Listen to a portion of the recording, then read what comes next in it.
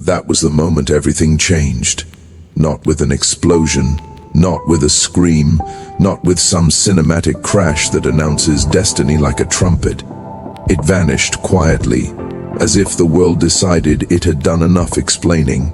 1 second there was asphalt stretching back into memory. The next there was nothing. No lines, no tire marks, no proof that I had ever come from anywhere at all. Just silence, just forward. I didn't stop the car immediately. That's the strange part. My hands stayed on the steering wheel, knuckles tight, heart louder than the engine. I checked the rearview mirror again and again, expecting perspective to snap back into place, expecting logic to return like an apologetic friend. But the mirror reflected only fog, thick, unmoving, endless, not fog that drifts, fog that decides, the kind that doesn't chase you, the kind that replaces you. I slowed down, not because I was scared, but because fear hadn't arrived yet. Confusion always comes first. Fear needs understanding, and understanding hadn't caught up. The road ahead was still there. That's what made it worse. It stretched forward in a single narrow line, cutting through a landscape that felt unfinished, like the world had been paused mid-thought. No signs, no mile markers, no exits. Just road and sky and a feeling in my chest that refused to be named. I told myself this was normal. I told myself there had to be an explanation, a construction zone, a weather illusion, fatigue. That's what we do when reality breaks. We negotiate. I tried to turn around. The steering wheel resisted, not physically, not violently, but politely, as if the car itself was asking me not to embarrass myself. Don't, it seemed to say. There's nothing back there. That's when fear finally arrived. Not the sharp kind, the heavy kind. The kind that sits behind your ribs and whispers, "You already know." I stepped out of the car. The air was cold but not unpleasant, like it had been refrigerated rather than frozen. It smelled clean, stripped of history. No dust, no oil, no earth, just air that hadn't learned what to be yet. I walked a few steps back toward where the road should have been. My boots met pavement, and then didn't. The asphalt didn't crack or crumble. It simply ended, like a sentence cut off mid-word. I crouched down, touched the edge. It wasn't broken, it wasn't damaged, it was complete, finished. As if the world had decided this was as far as the past was allowed to go. I looked down. There was no cliff, no void, no dramatic drop. Just nothing. Not darkness, not light, nothing that could be described, nothing that could be remembered. That's when it hit me. The road didn't disappear because I left it. It disappeared because I no longer needed it.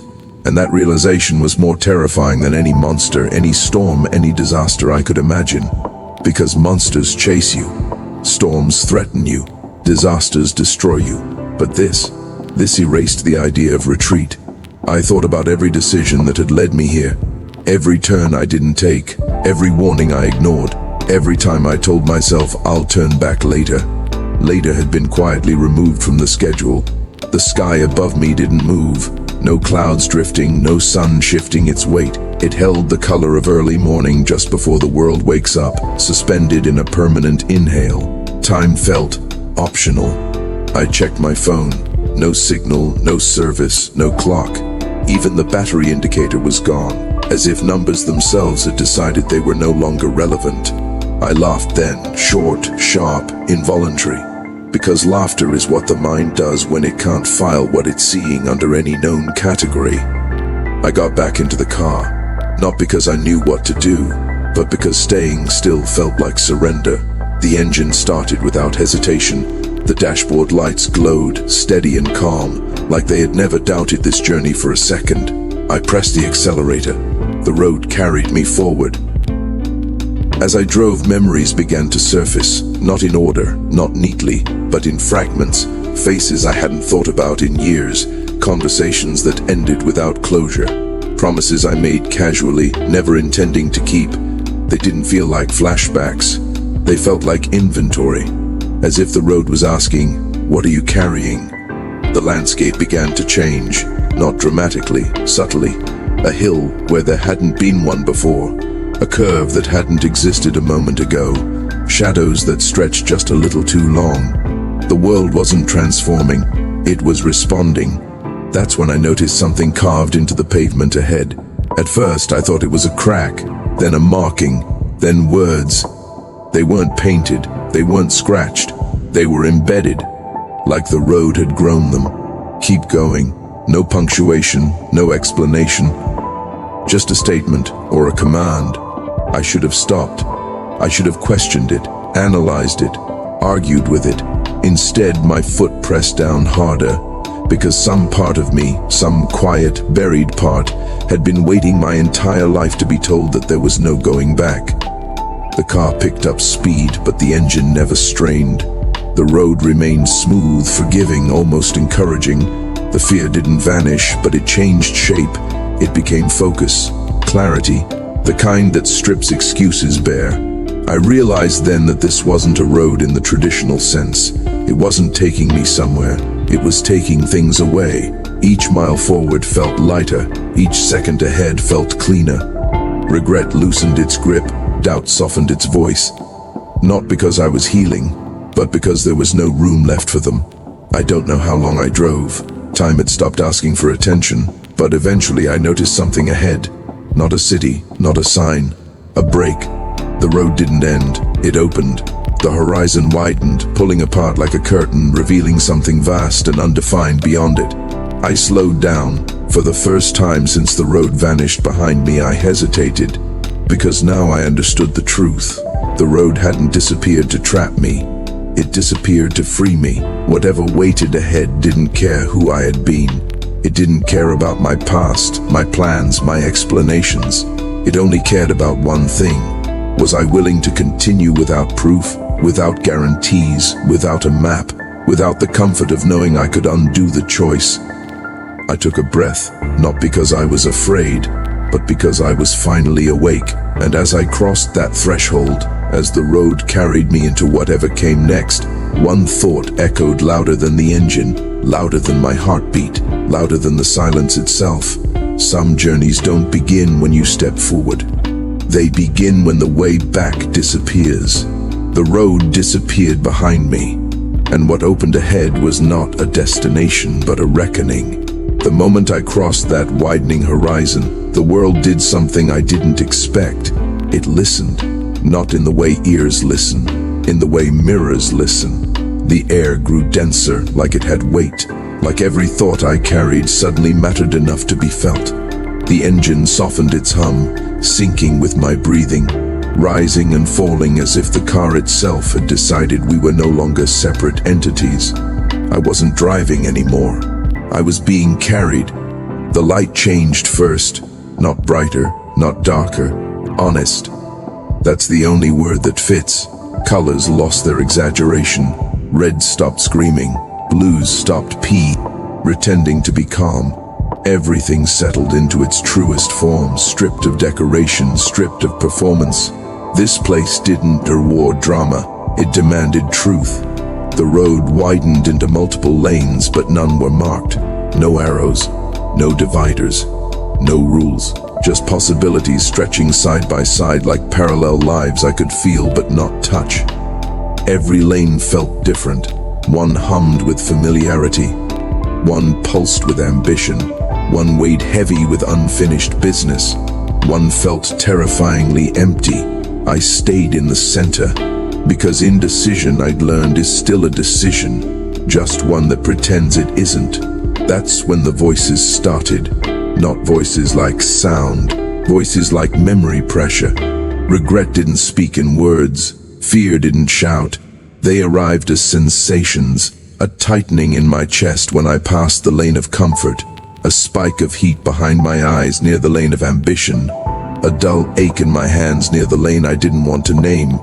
The road wasn't asking where I wanted to go, it was asking what I was willing to face. I thought of all the times I'd chosen safety and called it wisdom, all the times I'd stayed quiet and called it maturity, all the times I'd walked away from something burning inside me and called it timing. The road didn't judge me for those choices. That was worse, because judgment can be argued with, silence cannot. Up ahead, the lanes began to collapse, not violently, not suddenly, but inevitably, funneling back into one. Choice, it seemed, was a temporary luxury. Sooner or later, the road decides. I noticed a figure standing at the edge of the pavement, not waving, not blocking the way, just standing, still, waiting like patience given form. As I got closer, the figure didn't become clearer, it became more familiar, too familiar. It was me, not exactly, older than I was now, tired in ways sleep doesn't fix, eyes sharp with knowledge earned the hard way. He didn't smile, he didn't frown. He looked at me the way you look at someone about to make a mistake you already made once. I slowed to a stop. The car shut off on its own. I stepped out. The other me didn't move. Up close, I could see the details. The small scar near the eyebrow, the posture shaped by years of carrying weight no one else noticed. "You don't have to stop," he said. His voice wasn't older. It was quieter. "I know," I replied. "But you did," he said. "That's why I'm here." We stood there in silence that felt earned. Finally, I asked the question that had been pressing against my ribs since the road vanished behind me. "What happens if I keep going?" He exhaled slowly. "You lose the excuses," he said. "That's it?" He almost smiled. "You say that like it's small." I wanted to ask more. I wanted details, outcomes, warnings, but I already knew. The road didn't trade in spoilers, it traded in consequences. "What if I turn back?" I asked. The older me looked past me toward where the road had ended. Then he looked back. "You can't," he said gently. "Not because the road is gone, but because you wouldn't survive becoming the person who wanted to, that landed heavier than fear. Because fear is about what might happen.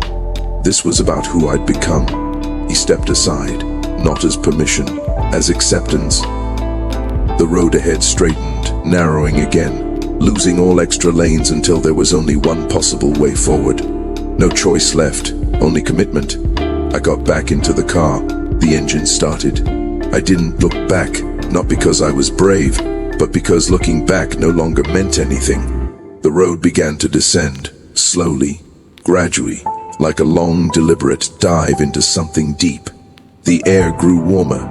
The sky darkened, not into night, but into something denser, heavier, close. This wasn't darkness, this was depth. The first memory hit me without warning. I was younger, standing in a place I hadn't thought about in years, a moment where I could have spoken, should have spoken, didn't. I felt it again, not the scene, but the weight of it, the way it settled in my chest back then and never fully left. The road vibrated beneath the tires, not violently, in recognition. Another memory followed. A promise I made to myself late one night, filled with fire and certainty. A promise I broke quietly months later. The road dipped slightly, like a nod. It wasn't punishing me, it was cataloging me. Memory after memory surfaced, not random, not cruel, precise. Moments where I chose comfort over truth. Moments where I chose approval over authenticity. Moments where I almost became someone, then retreated. With every mile, the car felt lighter, not faster, lighter, as if every acknowledged truth reduced the load. I understood then, this part of the road wasn't about suffering, it was about ownership. You don't move forward by erasing the past. You move forward by carrying it honestly. Eventually, the descent leveled out. The road flattened, the air cooled. The sky opened into something vast and starless, like a ceiling removed rather than replaced. And in the distance, I saw something I hadn't seen in a long time. A structure, not a building, a threshold. It looked like a gate, but without doors. Two massive vertical shapes stood on either side of the road, carved from something that wasn't stone but felt older than stone. Symbols ran along their surfaces, not letters, not language, but patterns that seemed to shift the longer I looked at them. The car slowed again. I didn't touch the brakes. As I passed between the pillars, a pressure rolled through me, like stepping into deep water. like crossing a line drawn in. Side the chest. For a brief moment, everything went silent. Engine, wind, thought, then clarity. On the other side, the road was different, not in texture, in intention. This road didn't ask questions. It expected answers. I could feel it now, clearly, undeniably. This journey wasn't about finding something. It was about becoming someone who could no longer lie to themselves. The road didn't care if I succeeded. It cared if I was real. In the far distance, something moved. Not fast, not slow, deliberate. As I drove closer, I realized it wasn't moving toward me. It was moving with me, parallel, keeping pace. It was another car. Same model, same color, same wear on the paint, but inside, not me. A version of me that had taken a different lane earlier. I couldn't see his face clearly, but I could feel him, the weight he carried, the anger he never named, the bitterness disguised as realism. We drove side by side for a long time. Neither of us looked over. Some comparisons don't need eye contact. Gradually, his car began to lag. Not because he slowed, because I didn't. Eventually, the space between us grew until the road gently curved and his lane peeled away, fading into distance without drama. No crash, no goodbye, just divergence. The road straightened again. Ahead, the horizon glowed, not with light, but with possibility that didn't beg to be believed. I felt something unfamiliar rise in my chest. Not hope. Hope is fragile. This was resolve. I understood now why the road disappeared behind me. Because the past is useful only until it isn't. Because you can't build forward while dragging backward. Because some roads don't lead anywhere. They remove what no longer serves. The glow ahead didn't grow brighter, it grew nearer. That mattered. Brightness can lie, nearness cannot. The air changed again, thinner now, cleaner. Like altitude without height. Every breath felt intentional, like the body itself was relearning how to exist without clutter. I realized something unsettling. I wasn't tired, not physically, not mentally. For the first time in as long as I could remember, I wasn't dragging myself forward. I was aligned. The road began to hum, not audibly, internally. A low vibration settled into my chest, steady and rhythmic, syncing with my heartbeat until I couldn't tell which one had started it. This wasn't danger. This was arrival without a destination. I noticed markings on the road again, but these weren't commands, they were statements. You are responsible for what you ignore. The words didn't linger, they didn't repeat. They appeared once, passed beneath the car, and were gone. I didn't argue. I didn't need to. Every ignored instinct I'd buried over the years stirred awake at the same time, not accusing, just present. The landscape opened wider than before. Fields stretched outward, endless and empty, but not barren. They felt prepared, like a stage waiting for a performance that hadn't been written yet. In the distance, shapes rose and fell, structures forming and dissolving, as if reality itself was testing drafts. The world wasn't finished. Neither was I. Then something happened that stopped me colder than fear ever could. The road split again, but this time, there were no lanes, no curves, no visible differences, just two identical stretches of road, extending forward side by side, indistinguishable in every measurable way. I slowed, stopped. The engine idled patiently. This wasn't choice disguised as chaos. This was choice stripped naked. I stepped out. The silence here was deeper than before, not empty but attentive. The air waited. The ground listened. I stood between the two roads, suddenly aware of how much I'd relied on external signals my entire life. Signs, feedback, approval, resistance. Something to react to, but here, nothing reacted to me. This place demanded initiation. I understood the test immediately. Not which road I chose, but why. If I chose randomly, the road would know. If I chose out of fear, the road would know. If I chose to prove something, to escape something, to impress something, the road would know. This wasn't about direction, it was about integrity. I closed my eyes, not to avoid the decision, but to remove the audience. I asked myself one question, only one. If no one ever saw the result, which path would I still take?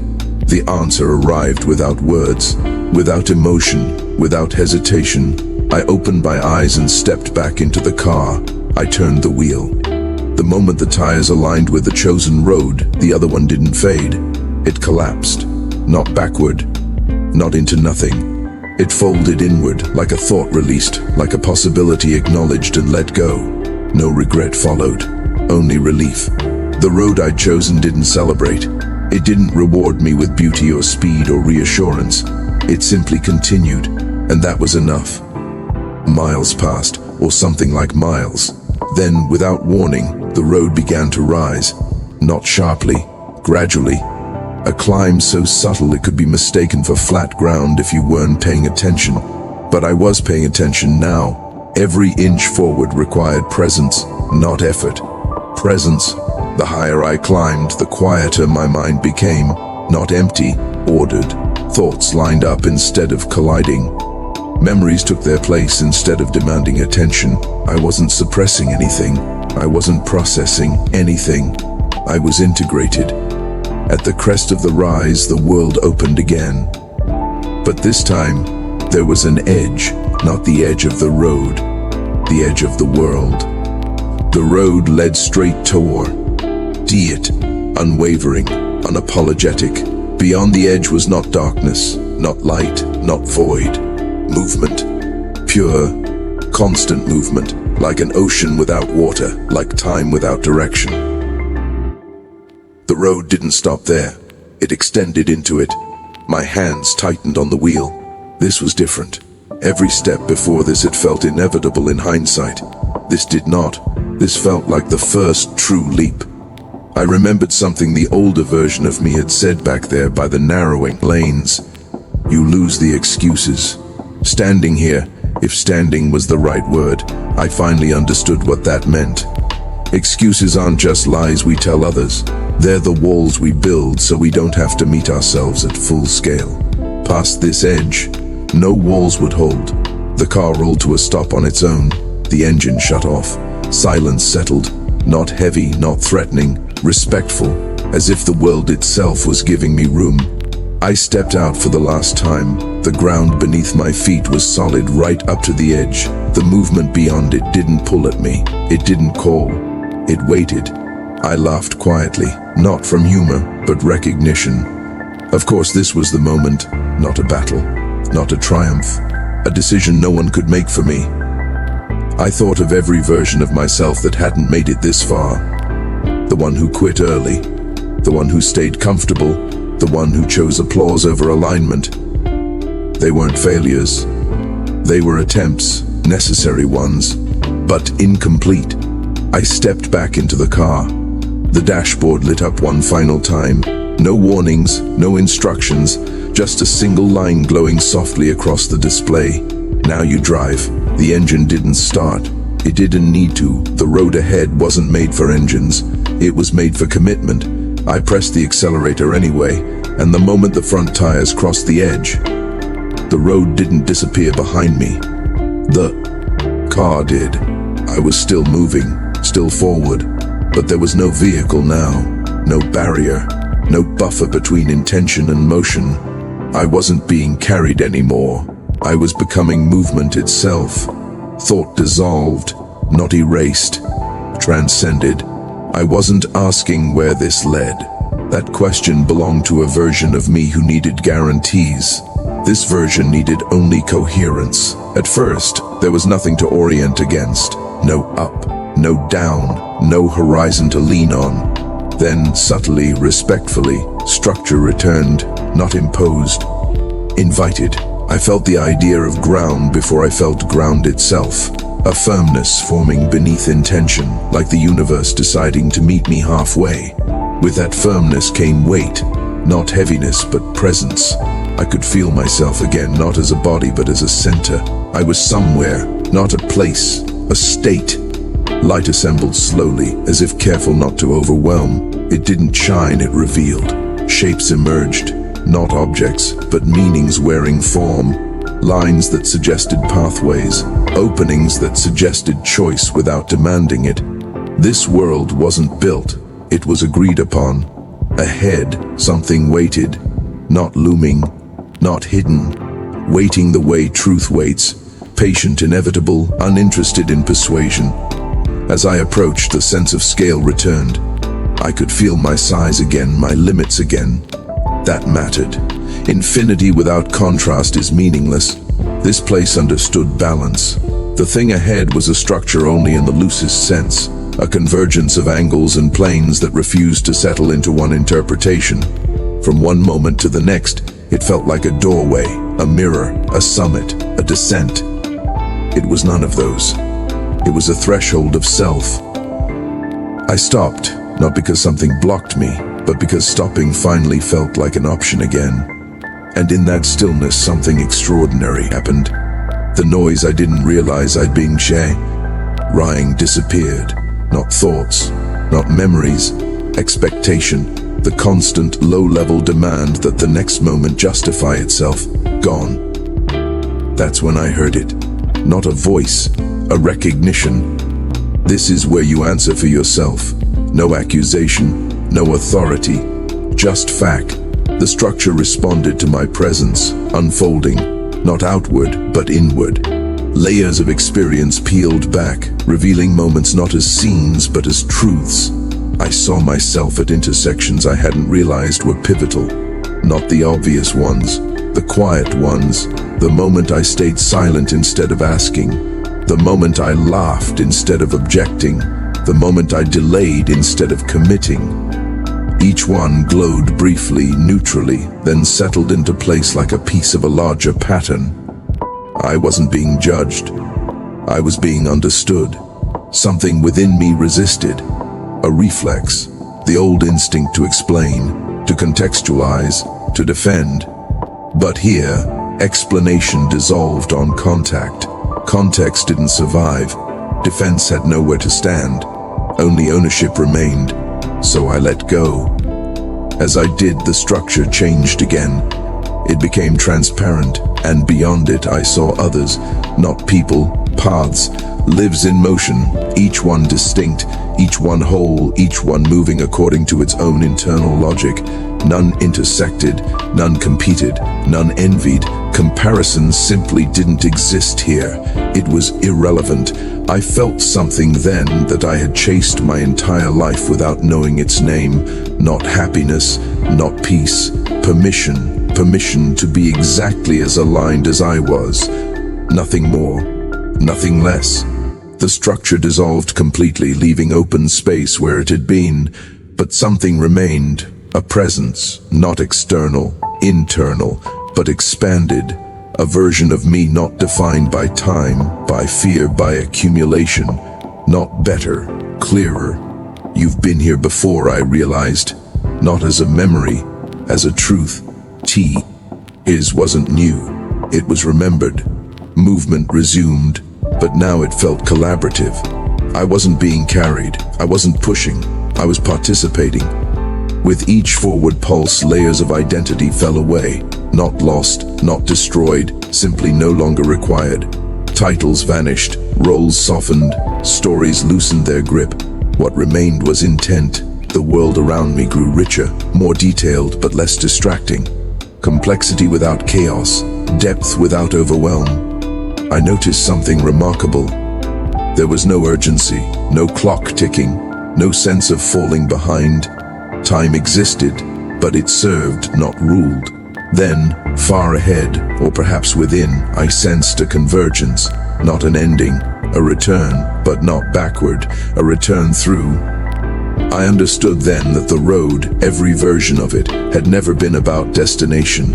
It had been a training ground, a narrowing, a refinement, a stripping away of everything that wasn't essential until only direction remained. The convergence approached gently, like a tide rather than a wave. With it came a final realization, quiet, unceremonious, undeniable. I would go back, not to the road, Not to the car, not to the person I had been, but to a world. The thought didn't bring resistance. It brought readiness, because this journey had never been an escape. It had been calibration. The movement slowed. Form returned, weight returned, breath returned. I felt gravity again, not as a burden but as an anchor. I opened my eyes. I was standing on solid ground. A road lay ahead, a road lay behind, but something was different. The road behind me existed, but it no longer defined me. The road ahead existed, but it didn't intimidate me. They were just roads now, tools, not identities. The world looked ordinary. That was the miracle. Cars passed, wind moved leaves, somewhere someone laughed. And within all of it, I stood, unchanged, but transformed. I took my first step forward, not because I had to, not because the road demanded, but because movement now was a choice, not a compulsion. The step I took did not echo. That startled me. Every step I had ever taken before announced itself to the world, foot against ground, intention against resistance, proof that I existed where I stood. But this step, it absorbed itself. The ground accepted me without commentary, without sound, without confirmation. And yet, I knew I had moved. Movement no longer needed witnesses. The road, if it could still be called that, extended forward with a humility that felt almost respectful. It didn't pull me, it didn't challenge me, it didn't seduce me with mystery. It simply allowed. I noticed how different that felt. For most of my life, progress had demanded friction. Struggle had been the proof. Pain had been the receipt. If something came easily, I questioned it. If something flowed, I sabotaged it. Ease felt undeserved. Alignment felt suspicious. But here, ease wasn't a reward, it was a condition. As I walked, the world began to populate. Not suddenly, not dramatically, but the way a fog lifts to reveal what was always there. Shapes formed at the edge of perception. Structures without walls. Spaces defined not by barriers but by intention. The environment felt curated, not by an architect but by an intelligence that understood restraint. Nothing begged for attention. Everything waited to be noticed. I passed what might have been a town, or the idea of one. There were paths intersecting gently, places where motion slowed naturally, where presence gathered. No signs named these places, no boundaries separated them. People, if that word still applied, moved through them. They didn't rush, they didn't linger. They existed with a kind of quiet precision, each step belonging exactly where. It landed. What struck me wasn't their calm, it was their ownership. Each movement felt authored. No one looked at me, not out of avoidance, out of respect. I realized then how often attention had been used as currency in the world I came from, how being seen meant being validated, how invisibility felt like erasure. Here, visibility was optional. Presence was enough. A question surfaced, not imposed, not demanded. What will you do with this clarity? It didn't come with urgency. There was no countdown, no threat of loss. But the question carried weight, because clarity once gained cannot be uncarried. I continued walking until the road, yes, road again, curved gently toward an opening in the land. Beyond it, the terrain shifted. The air grew thicker, warmer, textured with something like memory. This wasn't return yet. This was integration.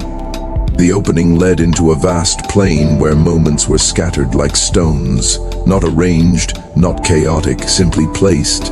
As I stepped onto the plain, the stones responded, not by moving, by remembering. Each one held a moment from my life, not replayed, not visualized, but compressed into essence. I knelt by one without thinking. The instant my fingers brushed its surface, the feeling bloomed. Disappointment, not dramatic, not explosive, quiet. The disappointment of realizing something you hoped for was never coming and choosing to pretend that realization didn't matter. I pulled my hand back. The stone settled. It didn't demand resolution. It acknowledged recognition. I walked deeper. Stone after stone revealed itself, not all painful, not all heavy. There was joy here too, but joy unadorned, moments where I had laughed without strategy, where I had loved without leverage, where I had spoken without rehearsing. These stones felt lighter, but no less significant. I realized something essential. Pain ha.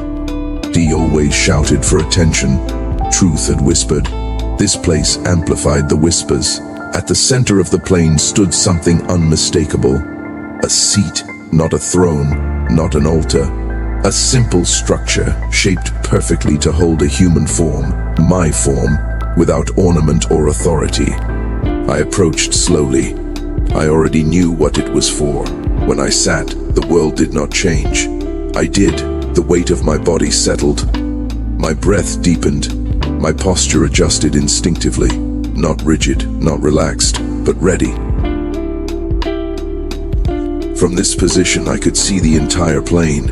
All the stones, all the moments. Not as a timeline, as a constellation. This was the point I had avoided my entire life. Not confrontation, integration.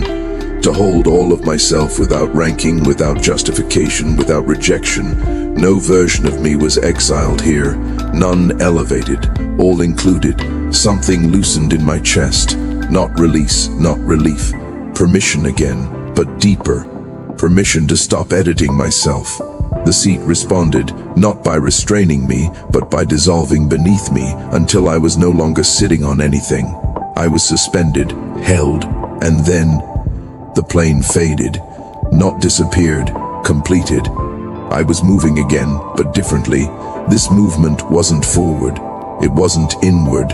It was through layers of assumption, through inherited urgency, through the invisible scripts I'd mistaken for identity. Each layer fell away without resistance, because resistance requires belief, and belief had been replaced by knowing.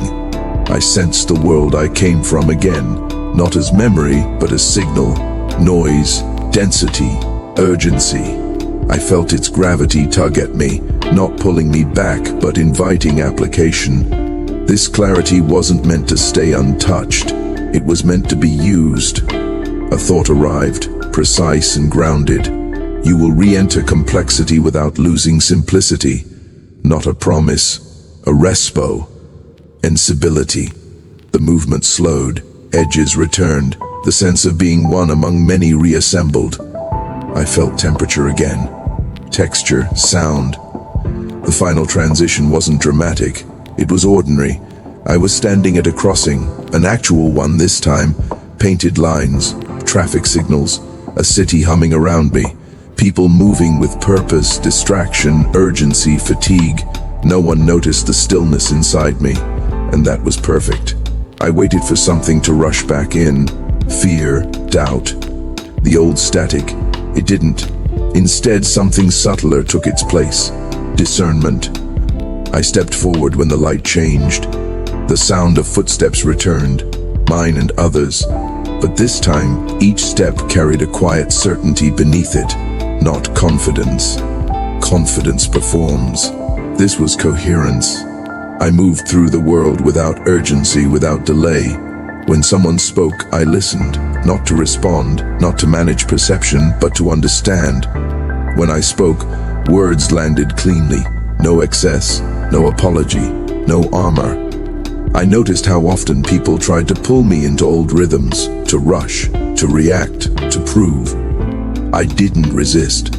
I simply didn't enter. And without conflict, the pull weakened. The road behind me existed, the road ahead existed, but neither asked anything of me anymore. They were just surfaces. What mattered was direction, and direction no longer depended on fear or hunger. Days passed, or weeks. Time resumed its role as container, not tyrant. I worked, I rested, I spoke, I was silent. Each action aligned with its own reason, and sometimes, rarely, quietly, I felt it again. That hum, that deep internal resonance, a reminder, not to return, but to remain. I understood now why the road had disappeared behind me at the beginning, because if it hadn't, I would have kept checking, kept measuring, kept half leaving every step forward. Some journeys remove escape not to trap you, but to force you to arrive. And though the world would never know what I had crossed, what I had shed, what I had integrated, I would. Every time I chose presence over performance, every time I chose truth over speed, every time I walked forward without needing proof that the step mattered. The strange thing was not that life resumed, it was that it never really had stopped. The world moved the way it always had, buses groaning at intersections, people checking their phones as if answers might leak out through glass, conversations overlapping in cafes like unfinished thoughts. Nothing bowed, nothing paused, nothing acknowledged that something inside me had been irreversibly recalibrated. And that, I realized, was the final test. Not transcendence, integration. For a while I said nothing to anyone, not because I was hiding something, but because language felt blunt, like trying to explain weather using a hammer. How do you tell someone the road disappeared behind you when they're still measuring progress by milestones and deadlines? How do you explain that urgency is optional when the world worships it? So I listened instead, and listening, true listening, changed everything. People spoke in patterns. I'd never noticed how repetitive fear was. Different faces, different voices, same underlying rhythm. What if I'm too late? What if I miss it? What if this is all there is? They didn't ask these questions aloud. They lived them. I saw it in their posture, in how they rushed sentences, in how they filled silence like it was a threat. And I didn't judge them, because I recognized myself. The road hadn't erased my humanity, it had clarified it. I still felt sadness, but it passed through instead of nesting. I still felt anger, but it pointed instead of poisoned. I still felt desire, but it no longer begged. Emotion had stopped hijacking direction. It had become information. One evening, walking home under a sky stained orange by the city's refusal to sleep, I felt it again. That faint internal hum, not loud, not demanding, a signal. I stopped mid-step, not frozen, present. The noise of the city blurred slightly, like depth of field shifting in a lens, and suddenly I could feel the layers again. Not above, not below, but beneath. The road wasn't gone, it was dormant, waiting. That's when I understood something crucial. The road only appears when you stop outsourcing your direction. It doesn't guide, it responds. I started noticing small invitations, moments that felt slightly heavier than they should have, choices that carried more weight than logic justified, a conversation that asked for honesty instead of politeness, a decision that required courage instead of consensus, a silence that demanded I stay instead of escape. These were not dramatic crossroads, they were subtle, and because they were subtle, they mattered more. I accepted fewer invitations, but I arrived fully at the ones I did. I spoke slower. I listened longer. I said no without explaining myself, and yes without negotiating terms. Something remarkable happened. The world adjusted, not instantly, not magically, but inevitably. People responded differently when I didn't rush to meet their expectations. Some leaned in, some pulled away. Both reactions were information, neither required reaction. I learned to let alignment sort the room. One day, months later, maybe years, time had softened. I found myself back on a literal road. Not metaphorical. Asphalt, lines, motion. I was driving alone. No destination entered, no music playing, just motion and awareness. And then, the feeling, strong this time, unmistakable. The road behind me flickered, not disappeared, not ended. Ethel, ickered. Like an image losing relevance, I smiled. The road wasn't threatening to vanish again. It was offering, "Do you still need me?" I didn't answer out loud. I didn't need to. My hands stayed steady. My gaze stayed forward, and the flicker stopped. That was the moment I realized the journey had inverted. Before, the road had shaped me. Now I shaped how the road appeared. I stopped thinking of life as something happening to me. I stopped framing moments as obstacles or opportunities. I began experiencing them as responses. Every external situation mirrored an internal posture. When I rushed, resistance appeared. When I forced, friction emerged. When I aligned, pathways opened, not wider but clearer. The road wasn't generous, it was precise. Late one night, I dreamed, not vividly, not symbolically. Simply, I was walking again, not forward, not backward, but alongside the road. The asphalt stretched endlessly, but I wasn't on it. I was beside it, watching others drive. Some sped recklessly, some crawled anxiously, some stopped entirely, staring at maps that contradicted one another. None of them saw me. That wasn't the point. The point was what I felt. No superiority, no separation, just understanding. When I woke, the dream stayed, not as imagery, but as orientation. I no longer needed to be on the road to know where I was going. Life continued to test this, not cruelly, honestly. Loss arrived, as it always does, unexpected, unfair. I grieved, deeply. But grief did not dismantle me. It moved through like weather through open land. Pain no longer demanded identity, it demanded presence. There were days I doubted everything, not the road, my own discipline. Alignment is not permanent, it is practiced. I caught myself slipping into old loops, overthinking, self-justifying, postponing truth. When that happened, the hum faded, not in punishment, in feedback, and I learned to pause, recenter, begin again without shame, because that too was part of the road, not perfection. Return. One afternoon, sitting quietly, I understood something that had once terrified me. There was no final arrival, no permanent awakening, no end state where effort ceased. And instead of despair, I felt relief, because endless arrival means endless permission to grow. The road did not disappear behind me to make me special. It disappeared to make me responsible for my direction, for my attention, for my presence. And now when I walk forward, whether into uncertainty, conflict, creation, or stillness, I don't ask where the road leads. I ask something simpler. Am I here? If the answer is yes, the road appears. If the answer is no, nothing moves. That is the rule. It has never failed. Depth does not announce itself the way distance does. You don't see it coming, you feel it arriving. A subtle pressure behind the eyes, a quiet heaviness in the chest that is not anxiety, not sadness, but gravity. The kind that reminds you that meaning has mass. I noticed it first in still moments, waiting in line, sitting alone, staring at nothing in particular. Moments that used to itch, used to demand distraction. Now they opened. Silence stopped being empty. It became populated, not with thoughts, but with space.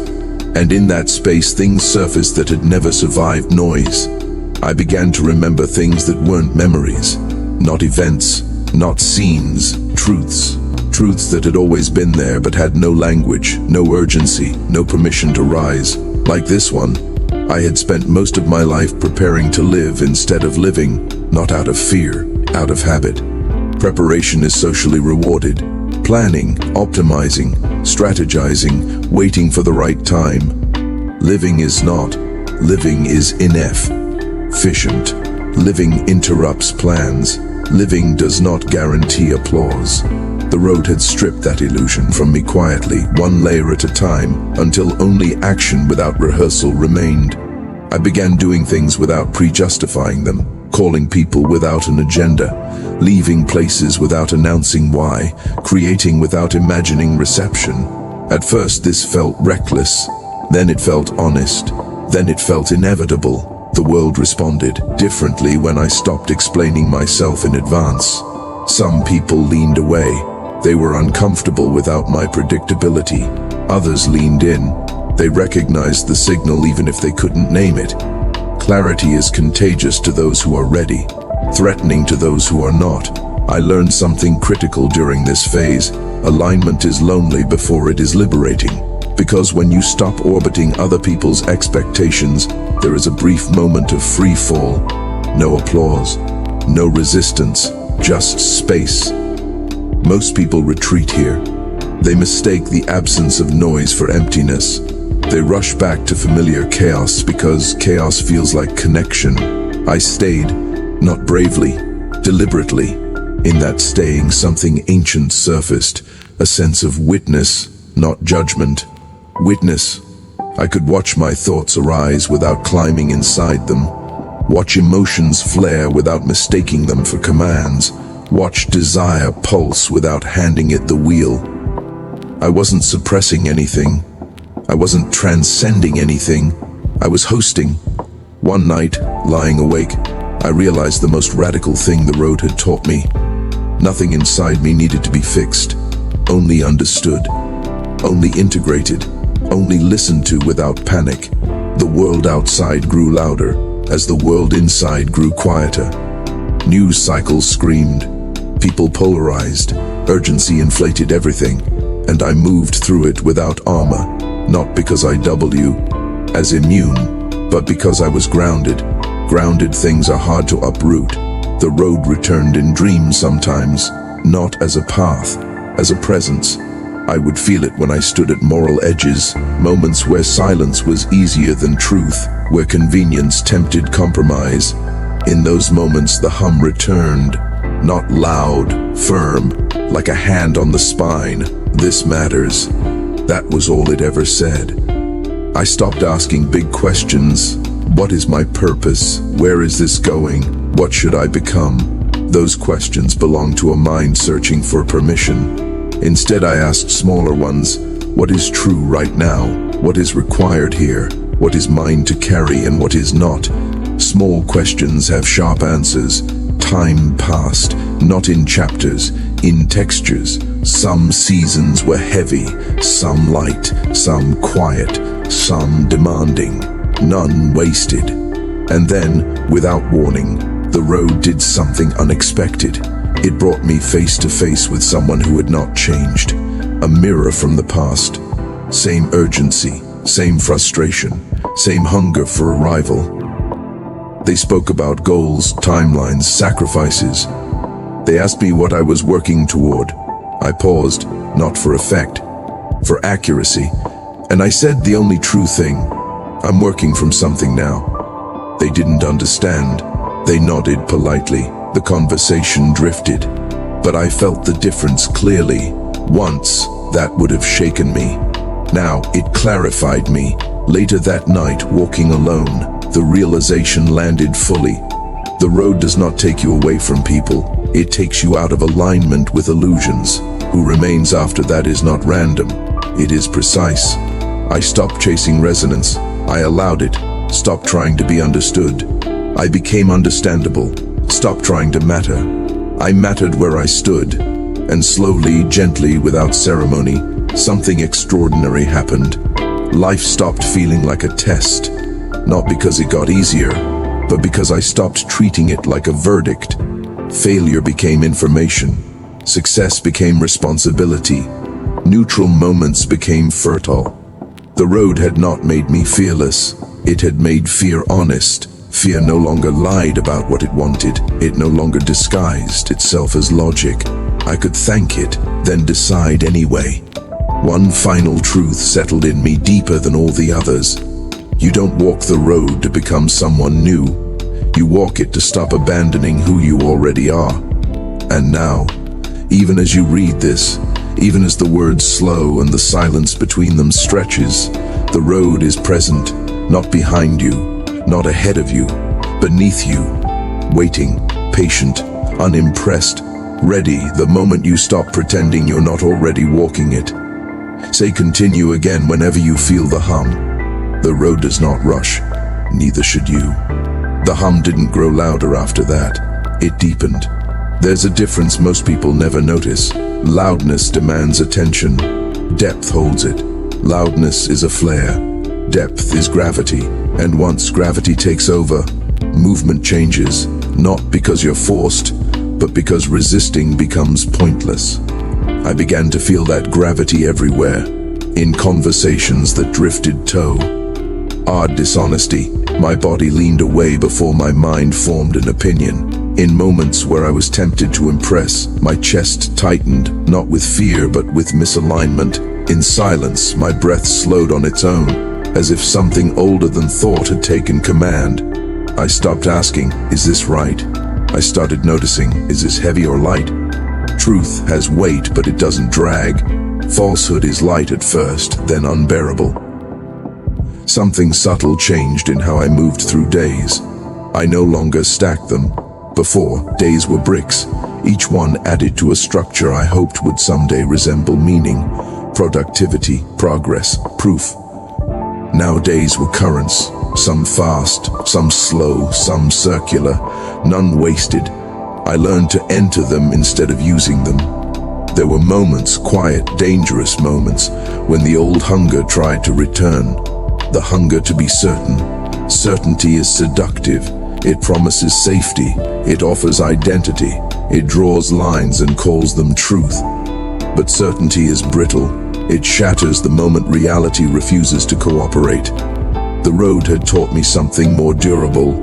Commitment without certainty, to act without guarantees, to choose without applause, to move without knowing how the story ends. That kind of movement does not make headlines.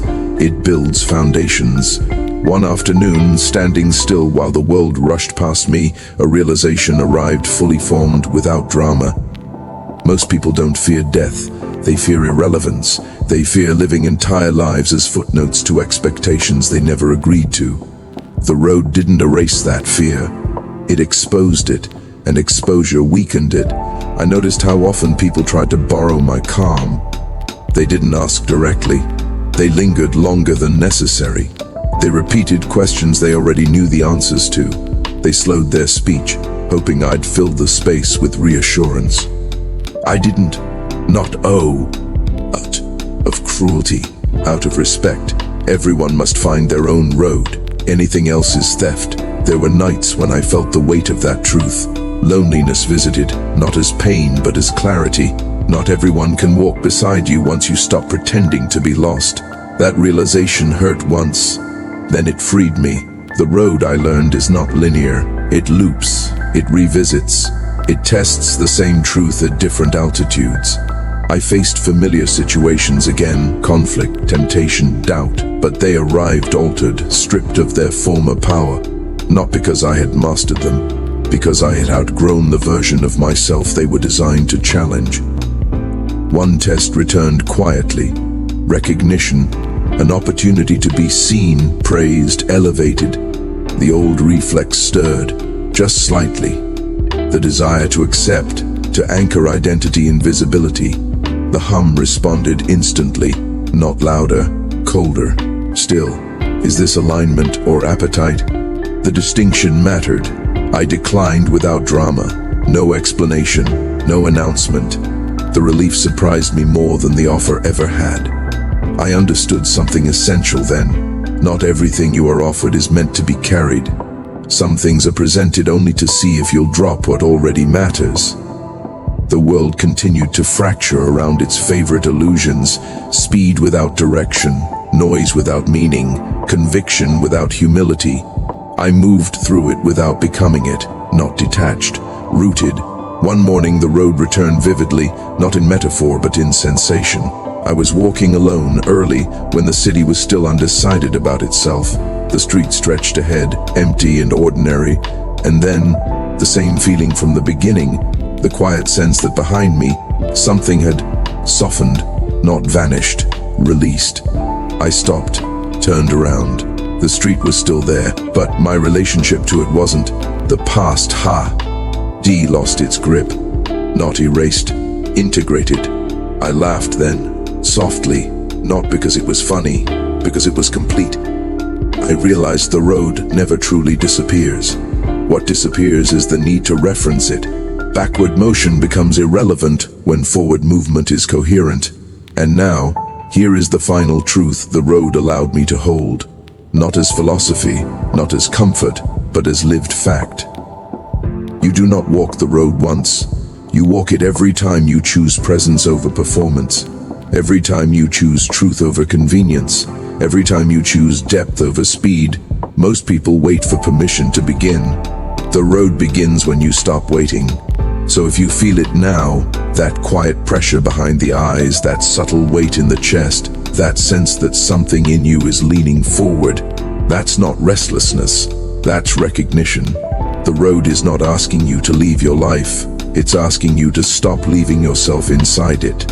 And when the road disappears behind you, not dramatically, not catastrophically, but gently, do not panic. It means only one thing. You are finally far enough inside your own direction that turning back would no longer make sense. That is not loss. That is arrival. There is a phase few speak about, after awakening, after clarity, after integration. It is called maintenance, and it is where most people quietly return to sleep. Because maintenance is unglamorous. It does not reward intensity. It does not tolerate drama. It asks for consistency without applause. The road warned me of this without words. I noticed it in the smallest places, in how easy it would have been to exaggerate a story, in how tempting it was to perform insight instead of live it, in how subtle ego became once it learned the language of humility. Ego does not die. It evolves. And the evolved ego is patient. So I became more patient, not with others, with myself. I stopped correcting every misalignment immediately. Some things need to reveal their full shape before they can be released. Premature clarity is just another form of control. The road respects timing. There were days nothing felt profound. No hum, no signal, no weight, just ordinary hours filled with ordinary actions. And once that would have terrified me. Now I recognized it as stability. You cannot live at the edge forever. Edges are for learning. Centers are for building. I built quietly, not empires, foundations, a way of speaking that did not fracture under pressure, a way of listening that did not prepare rebuttals, a way of choosing that did not require consensus. I built a life that could hold silence without panicking, and slowly, so slowly it was almost invisible, people began to respond differently. Not more, differently. They trusted my pauses, they leaned into my stillness, they stopped trying to convince me, not because I was persuasive, because I was settled. One day, someone asked me a question I had not been asked in years. How do you know you're on the right path? I didn't answer immediately, not because I needed time, because the question itself had become unfamiliar. Finally I said, when I stopped needing the answer. They frowned. That was okay. The road does not require understanding, only honesty. There is a quiet danger at this stage. Comfort. Not comfort as ease, but comfort as identity. The temptation to fossilize clarity into doctrine, to protect alignment by refusing growth. The road tests this too.